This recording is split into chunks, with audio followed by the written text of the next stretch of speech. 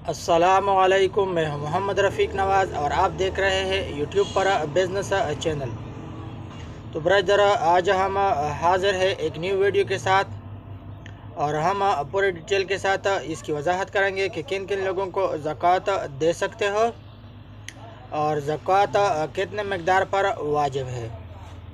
तो ब्रदर, 4 चीज़ों पर ज़कात फ़र्ज़ है। नंबर 1 सोना, चांदी, कैश और चौथे नंबर पर माल तिजारत। 4 चीज़ें अरबा पश्त में कहते हैं सलोर 4। 4 चीज़ें, नंबर 1 सोना, नंबर 2 चांदी, नंबर 3 कैश, नंबर 4 माल तिजारत। इन तमाम 4 चीज़ों की हम वजाहत करेंगे step by step. Video and तक देखे स्किप किए बगैर। अगर आप हमारे चैनल पर नए हैं तो चैनल को लाइक सब्सक्राइब करना न भूलिए। तो ब्रदर, सबसे पहले सोना है। तो सोना चाहे इस्तेमाल में हो या न हो और किसी भी शक्ल की सूरत में हो, सोने पर ज़कात वाजिब है। ये बात की बात है कि कितना सोना ज़रूरी है, ये बात की बातें हैं, इसको हम बाद में शेयर करेंगे। दूसरे नंबर पर चांदी, जैसे इंग्लिश में सिल्वर कहते हैं। तीसरे नंबर पर कैश चाहे रियाल हो, डॉलर हो, रुपया हो, कोई भी करेंसी हो, चाहे अकाउंट में हो, और या कोई ऐसा कैश हो जो किसी को कर्जा दिया हुआ है और उससे मिलने की उम्मीद है कि वो कर्जा वापस करेगा, तो इस पर भी ज़कात फ़र्ज़ है। चौथे नंबर पर माल तिजारत। तो माल तिजारत कोई भी माल हो, चाहे गाड़ी का शोरूम हो, प्रॉपर्टी का कारोबार हो, कोई भी बिजनेस हो और तिजारत वाला माल हो, तो इस पर ज़कात फ़र्ज़ है। अभी हम मिसाल से समझाएंगे। किसी का शोरूम है, उसमें बहुत सारे गाड़ियां हैं, तो इस पर ज़कात फ़र्ज़ है। या किसी के 2 बंगले हैं, तो बंगले का जो अपना ज़ाती रकम है उस पर ज़कात नहीं है और उसका जो किराया है उस पर ज़कात फ़र्ज़ है। उस किराए की रकम से ज़कात देना पड़ेगा। लेकिन अगर वो बंगले ऐसे के इरादे से है कि अगर कोई अच्छा खासा गाहक आ जाए या इसका रेट बढ़ जाए और मुनाफे की नीयत से ये बंगले है, तो उस पर भी ज़कात फ़र्ज़ है, उससे भी ज़कात देना पड़ेगा, चाहे 1 बंगला हो, 2 हो, 3 हो, जितना भी हो। और इस तरह अगर किसी के पास 10 गाड़ियां हैं और वो सिर्फ शोमेंट के लिए रखे हुए हैं और इस तरह गाड़ियां नहीं है, तिजारत के माल के गाड़ियां नहीं है, तो इन गाड़ियों पर ज़कात नहीं है, क्योंकि ये सिर्फ शो के लिए रखे हुए हैं। तो ब्रदर, ज़कात के बारे में जो डिटेल होगा इंशाल्लाह इस वीडियो में पूरा डिटेल के साथ हम तमाम बातें शेयर करेंगे। इसी तरह अगर किसी खातून के पास ज़ेवर है और वो 7.5 तोला सोना है, तो इस पर भी ज़कात होगा।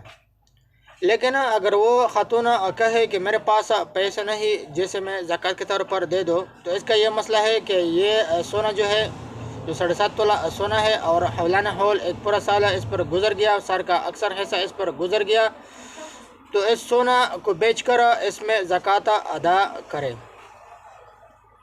लेकिन अगर इसका शोहर है और उसका शोहर इसकी तरफ ज़कात देना चाहे, तो इसमें एक बात है, एक शर्त है। शर्त यह है कि इस खातून को पहले बाखबर किया जाएगा कि मैं आपकी तरफ से ज़कात दूंगा। अगर वो शोहर को इजाज़त दे दे कि बेशक मेरी तरफ से आप ज़कात दे दे, तो इसके सोने का जो ज़कात बनता है, तो इसका शोहर इसकी तरफ से ज़कात देगा और तब ही ज़कात अदा होगा।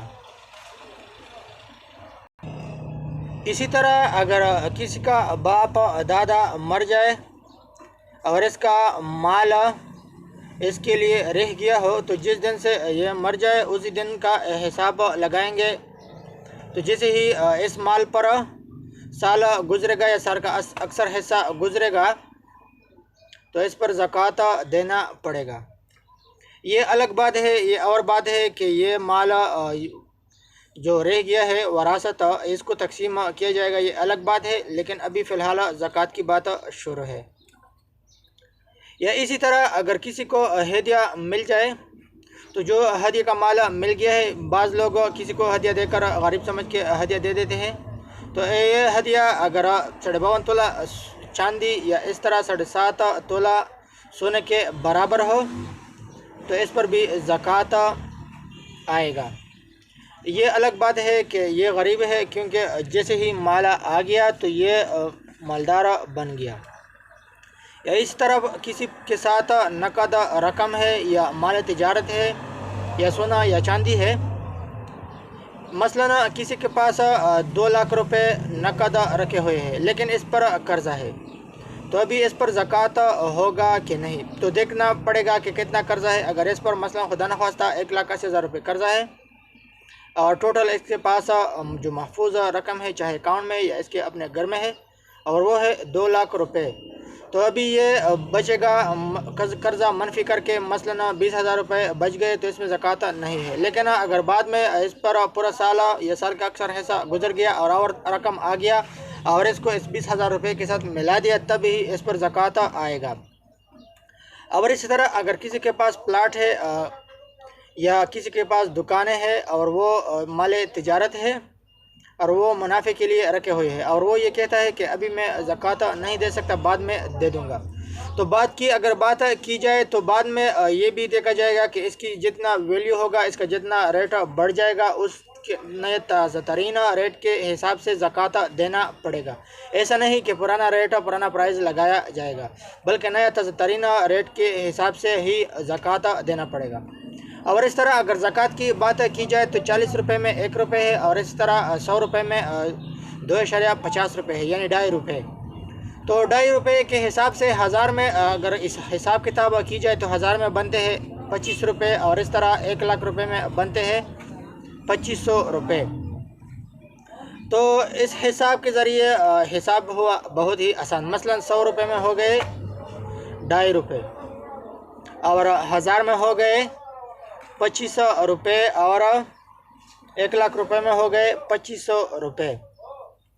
اور عام طور پر یہ لوگ جو رمضان میں زکوٰۃ دیتے ہیں یہ اس لیے دیتے ہیں کہ ہر ایک چیز کا ثواب دگنا ہوتا ہے، ہر چیز کا ثواب زیادہ ہوتا ہے، 70 گنا ہوتا ہے، اس وجہ سے لوگ رمضان میں دیتے ہیں۔ رمضان زکوٰۃ کے ساتھ مختص نہیں ہے، صرف ثواب کی نیت کی وجہ سے اس کا ثواب 70 گنا بڑھ جاتا ہے، جس کی وجہ سے لوگ اکثر رمضان میں دے دیتے ہیں۔ اور جب سے مثلا آدمی مالدار ہو جائے، مثلا کسی کا تنخواہ ہے، اکثر طور پر لوگ اس طرح مالدار ہوتے کسی کا تنخواہ آتا رہتا ہے، مثلا نوکری لگ گئی تنخواہ آنا شروع ہوا، یا مثلا کوئی خاتون کے پاس سونا آ جاتا ہے تو اس کا جو دن ہوگا، اس کا جو تاریخ ہوگا وہ لے کے آ جائے گا، اور جس طرح پورا سال یا سال کا اکثر حصہ اس پر گزر جائے، اس تنخواہ پر یہ اچھا خاصا جو رقم ہوتا ہے اور اس سونے پر، تب اس پر زکوٰۃ دینا پڑے گا۔ اور اسی طرح ضرورت سے زائد جو اشیاء ہوتے ہیں گھر میں، مثلا برتن وغیرہ ہوتے ہیں، تو اس پر بھی زکوٰۃ آئے گا۔ تو برادر، آپ نے سنا ہوگا جسے کہتے ہیں کہ رمضان جانے پٹھان جانے، اور یہ بات میں نے اکثر لوگوں سے سنا ہے کہ پٹھان لوگ روزے زیادہ رکھتے ہیں اور حج پہ زیادہ جاتے ہیں، اور اس طرح پنجاب کے لوگ زکوٰۃ زیادہ دیتے ہیں، اور میرے خیال میں روزے بھی حج بھی جاتے ہیں اور غالباً زکوٰۃ دیتے ہیں، تو یہ الگ بات ہے۔ اور اس طرح زکوٰۃ کے بارے میں جو پوشیدگی ہے وہ مفتی حضرات سے دینا پڑے گا، آپ کے قریب جہاں دینی مدارس ہوں گے وہاں سے رجوع کرنا پڑے گا۔ اور میں نے زکوٰۃ کے بارے میں جو باتیں تھے وہ آپ کے ساتھ میں نے شیئر کیے، کیونکہ اس کے بارے میں مجھے علم ہے اور میں نے خود دینی تعلیم حاصل کی ہے، اور جو پیچیدہ مسائل ہوں گے وہ مفتی حضرات سے اور قریبی دینی مدارس سے رابطہ کرنا پڑے گا۔ اور ہمارا چینل بزنس پہ کام کرتا رہتا ہے۔ میں ہوں محمد رفیق پاکستان سے، اور مجھے اجازت دیجیے اگلی نیو ویڈیو تک۔ اللہ حافظ۔